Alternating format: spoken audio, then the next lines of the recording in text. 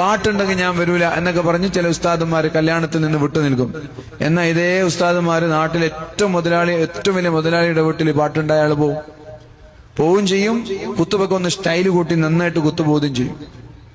ഗാനമേളുണ്ടെങ്കിൽ അവര് പോയിട്ട് നന്നായിട്ട് കുത്തുബയോ പ്രസംഗമോ ഒക്കെ കഴിഞ്ഞ് നല്ല ഉഷാറായിട്ട് തിരിച്ചു വരും ചെയ്യും. എന്നൊരു പാവപ്പെട്ട ഏതെങ്കിലും ഒരാളെ വീട്ടിൽ ഒരു ഗാനമേളുണ്ടെങ്കിൽ ഞാൻ പോവില്ല എന്ന് പറഞ്ഞ് മാറിക്കും.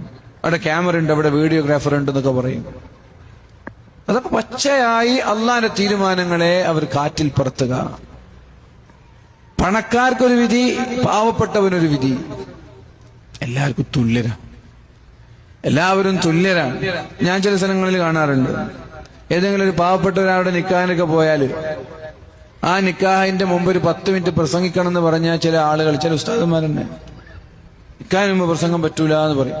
നിക്കാഹിന് മുമ്പ് പ്രസംഗം പറ്റൂല, നിക്കാഹിന് മുമ്പ് പ്രസംഗിക്കാൻ പാടില്ലെന്ന് പറയും. എന്നാൽ അതേ ആളുകൾ ഒരു വലിയൊരു മുതലാളിയുടെ വീട്ടിൽ നിക്കാഹുണ്ടെങ്കിൽ പ്രസംഗിക്കുമ്പോൾ അവർക്കൊരു കുഴപ്പമില്ല. മനസ്സിലായോ?